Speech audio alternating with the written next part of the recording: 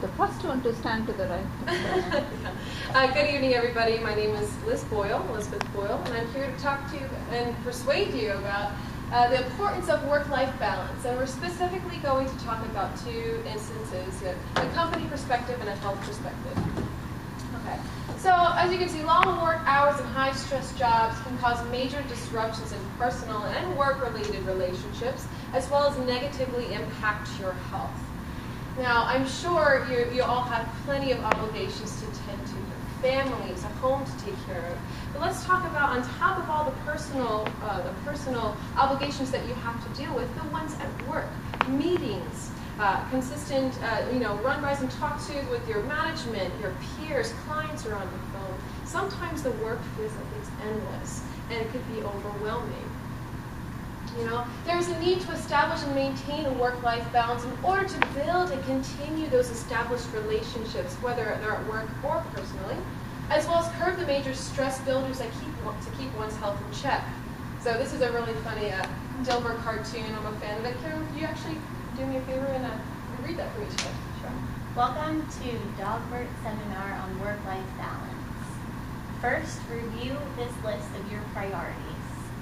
Family, job, exercise, vacation, must-dos, medical, eating, hygiene, sleep, romance, holidays.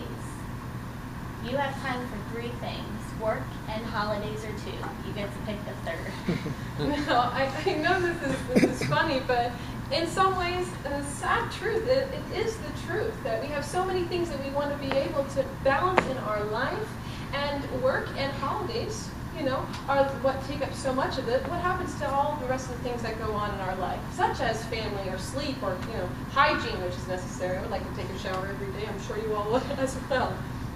So what happens if we don't balance our work and life obligations and continuously neglect our need to recharge? Well, from a health perspective, as you can see, if we're overstressed from all the obligations we have to tend to, risks include heavy smoking and alcohol consumption, weight gain, anxiety due to stress, migraines, insomnia, so the lack of sleep because you're always here at work with all the things that you haven't got done yet, high blood pressure and other heart-related complications. And when you think of heart-related complications, you think it's a male-dominated issue. Oh, women, you're not off the hook. Women with demanding jobs are twice as likely to have suffered a heart attack than women with less demanding jobs and more control. The high-stress group had a 40% greater overall risk of heart problems, including heart attacks, stroke or clogged arteries, bypass surgery, or an artery opening angioplasty procedure. Well, that's a pretty nasty procedure there. So I actually want to take a look from here. Now, $300 billion price tag comes from the Stress Institute here. And that includes accidents, absenteeism, employee turnover, diminished productivity, direct medical, legal insurance costs, and workers' compensation. $300 billion each year goes towards all these things that come from overwork and unable to be able to delegate tasks and be able to have health and to have a work-life balance. So just a little discussion here. Let's visualize what we can do with that $300 billion.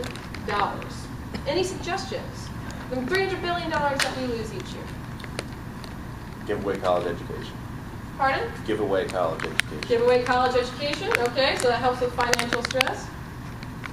I'll take a vacation. Vacation. That's a really good point. Vacation. Now, which is interesting is that vacation is not necessarily allowed to us here in this country, and we're going to be able to talk more about that in just a minute in my presentation. So, vacation. Any other suggestions what we can do with that $350 billion that goes to all of these ailments that are induced by stress and non-work-life balance? I'll retire. Pardon? I'll retire. You retire? Yeah. That's excellent. So let's quickly go back from a work perspective here. Productivity falters immensely while employees struggle to keep up by doing more to compensate for their downtime. This causes that cyclical behavior. We spend all this downtime trying to get well, continued sick leave, and here we are spending money because of all of that work-life balance that doesn't occur. And then all of a sudden we become even less productive because we're too busy trying to play catch-up.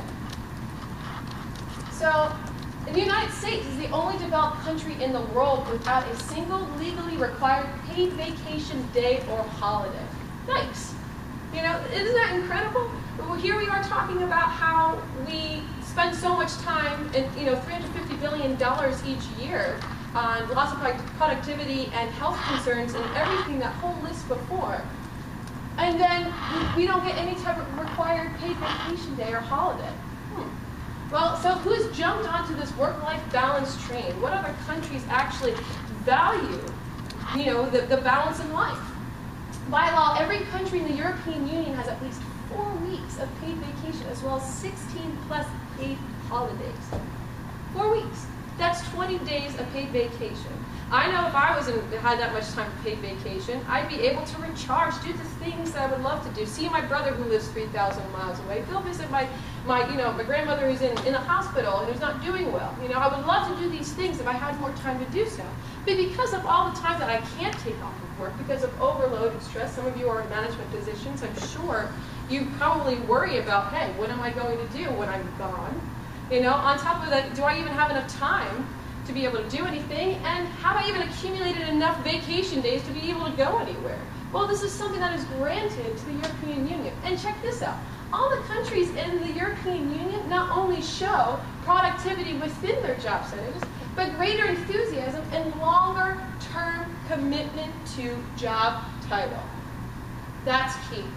Longer-term job commitment, it means less turnover with jobs, people who want to stay within their positions for longer, so they're not only somebody who you can turn to as a resource because of their tenure. You don't have to worry about training somebody every year, putting the millions of dollars into the turnover rate, because there's more of a work-life balance, and that is actually, it's something that people look for and cherish and value.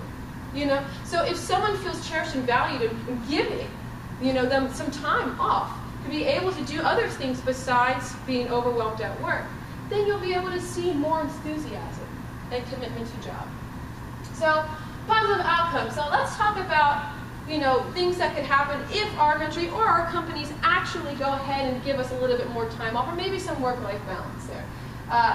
It will raise productivity and commitment of all of their employees. It will lower medical costs related to stress-induced ailments, so that $350 billion. We provide each industry worker with a better sense of balance, improvement, and accomplishment. So if your work is unable or willing to provide you this time off, let's talk about some things to do. Create opportunities for yourself. Pre-order groceries. Have the neighbor next door mow the lawn. Also, if you're in a managerial position, learn the strengths of your employees. Delegate responsibilities according to the strengths. It provides you time to work on other projects, deal with your personal life, as well as it helps train employees to be able to know what to expect if they move on up.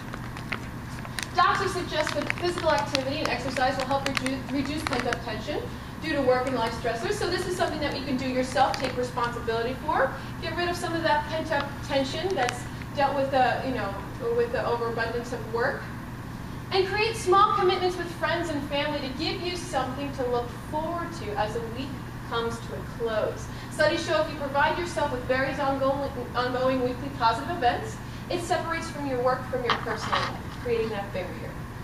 So let's go over this. Committing to a work-life balance will only positively impact your life. You'll become more productive and centered at work. Talk with your management of the company benefits. This will save your company a great deal of money and valuable time needed to accomplish goals and products. That's huge. Companies want to be able to do things in a timely manner and save money to do so. So maybe they actually should provide you some extra time to be able to center yourself. Your personal relationships will grow and flourish. Having a balanced work life will allow you to focus on other priorities, your friends, your families. And lastly, you'll be a much healthier person, and that's the most important of all. So thank you so much for listening to my presentation today, and you have yourself a good night.